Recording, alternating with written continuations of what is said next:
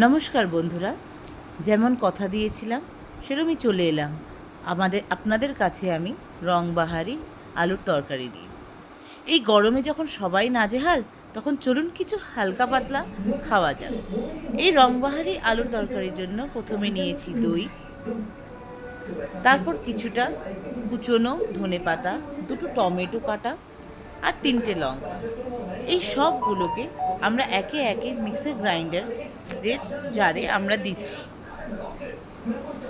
লঙ্কাটা আপনারা নিজেদের মতন দেবেন, কেননা ঝাল আপনারা কীরকম খাবেন সেটা আপনার অনুযায়ী। আমি 3টে দিয়েছি, কেন আমার ঘরে একটা ছোট্ট বাচ্চা আছে যে ঝাল খেতে পারে না বেশি, তো তার জন্য 3টে লঙ্কা।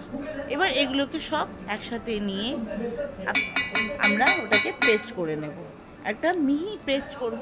খুব বেশি যেন মিহি না হয়, একটু গ্রেভিটা থকা থাকবে, গ্রেভিটা একটু গাঢ় থাকবে, যাতে আমাদের যে রংবাহারি আলুর তরকারির যে গ্রেভিটা হবে ওটাও ওরকম একটু গাঢ় হবে। এবার একটা প্যানে, আমরা ননস্টিক প্যানে আমরা 2 চামচ সর্ষের তেল দিয়েছি, এবং তেলটা গরম হয়ে গেলে ওতে আমরা দিচ্ছি 1 চামচ মতন জিরে, গোটা জিরেটা ভালো করে ভেজে নেওয়ার পর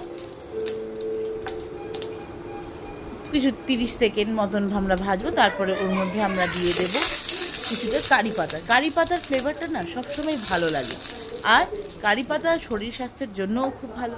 তো কারি পাতাটা দিয়ে একটুখানি ভেজে নেওয়ার পর আমরা কি করব, ওর মধ্যে যে আমরা গ্রেভিটা তৈরি করেছি, যে পেস্টটা তৈরি করেছি, পেস্টটা দিয়ে দেবো গ্রেভি তৈরি হওয়ার জন্য।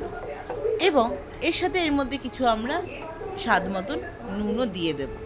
ঠিক আছে, এবার যখন আমরা দেখব গ্রেভিটা ভালো মতন ফুটে গেছে, তো আমরা যে এক সাইডে আলু কিছু সেদ্ধ করে রেখেছিলাম, সেই আলু সেদ্ধ করাটা, যেটাকে আমরা হাতে একটু স্ম্যাশ করে এর মধ্যে দিয়ে দেব। দিয়ে এবার ভালো করে ফুটতে দেব।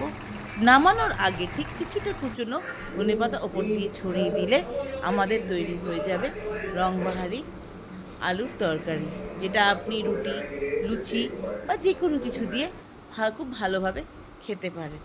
একটু টক লাগবে খেতে, কেননা এর মধ্যে দই দেওয়া আছে, টমেটো দেওয়া আছে।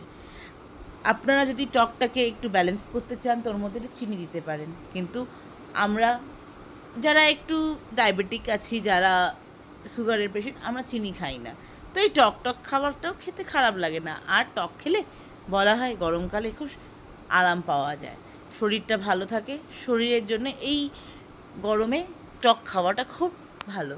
তাই আশা করছি আপনাদের এই রেসিপিটা খুব পছন্দ হবে, আর এই রেসিপিটা আপনারা আপনাদের বাড়িতেও করে খাবেন, আর নিজেরাও আনন্দে থাকবেন, আর পরিবার পরিজনকেও আনন্দে রাখবেন। সাবধানে থাকবেন। টাটা।